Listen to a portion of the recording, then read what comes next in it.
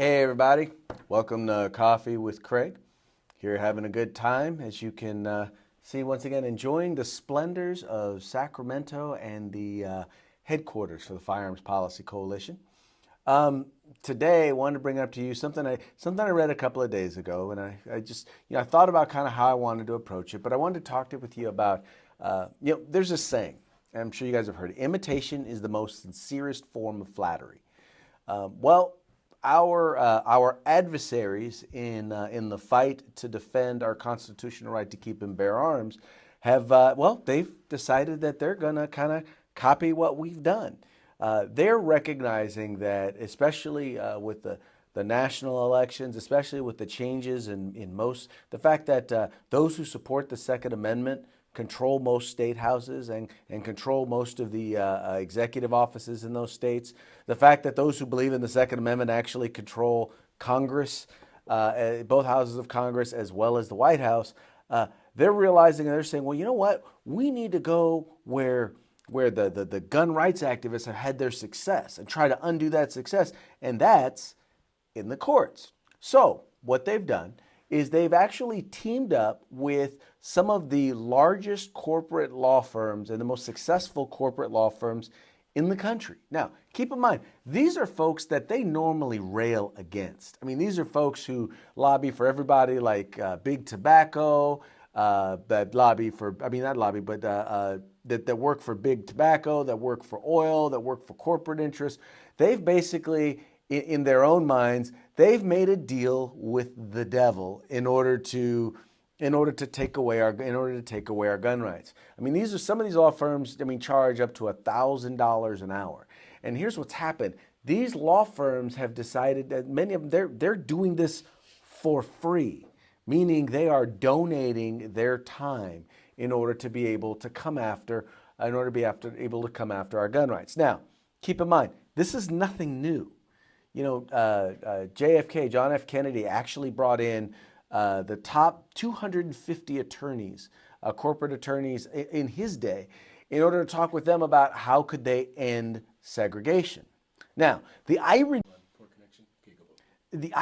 in the difference between the two is that John F. Kennedy did it in order to promote civil rights. How can we in the law promote civil rights, encourage civil rights, and support civil rights? And in this case, these folks are wanting to do the exact opposite. They want to figure out how they can use the law to undermine civil rights. I found that to be a little bit of an irony. Now, keep in mind that these sorts of suits are going to be a little bit different, at least for us, because normally it's, us going and suing cities, counties, states, us suing the government in order to get our rights. And, let's just put it this way. The government doesn't exactly get the best lawyers. In fact, most government attorneys, I'll say this, at least like, the city and the county folks, they spend more time dealing with labor law and zoning law than they do probably just about anything else. Oftentimes what happens is the reason why these municipalities get in trouble, the ones we wind up suing, is because their city attorneys know almost nothing when it comes to firearms and firearms technology and firearms litigation. And we've been successful largely because we have some of the best attorneys in that area, lawyers who specifically focus on and target those areas.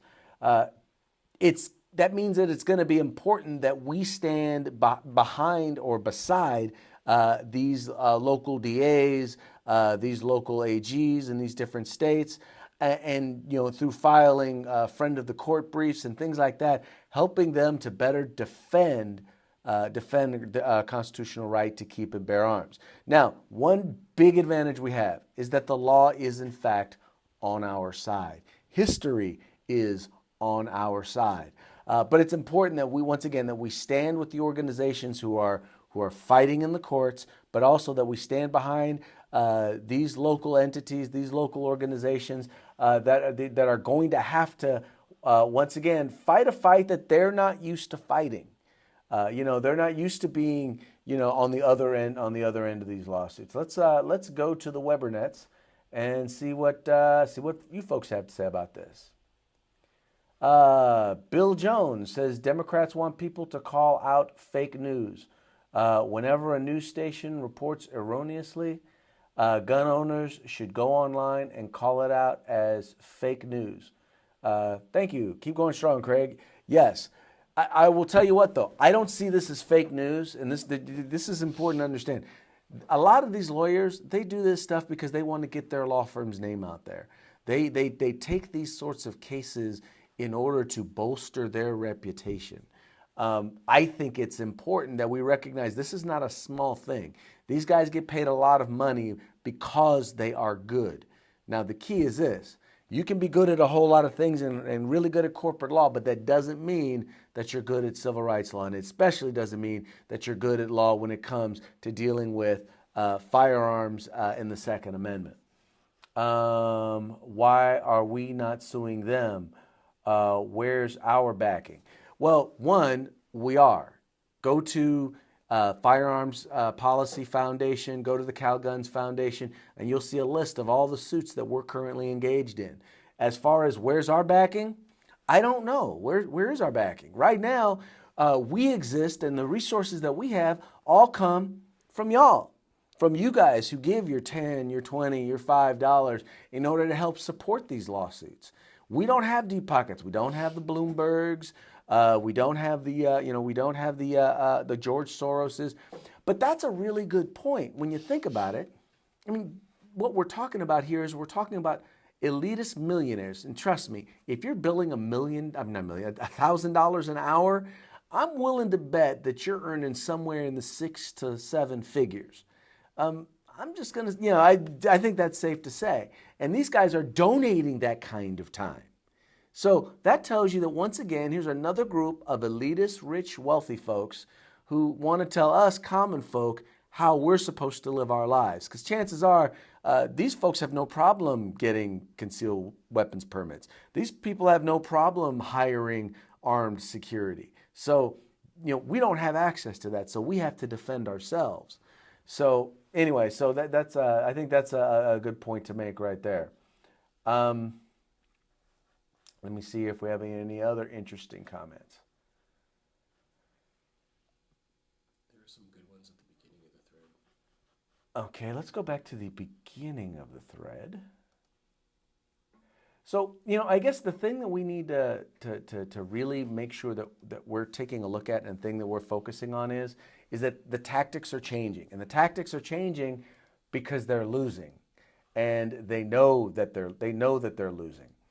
And so what we need to do is we need to make sure that we're standing up and that we're supporting those individuals, those standing behind those, once again, those district attorneys and those city attorneys and those AGs who are actually going to be defending our rights. In any case, I'm having a hard time pulling up the comments, so I just want to thank everybody for watching today. I hope you guys have a good weekend, and we'll see you again on Monday. If you like these updates, please share them with your friends and subscribe to our YouTube channel.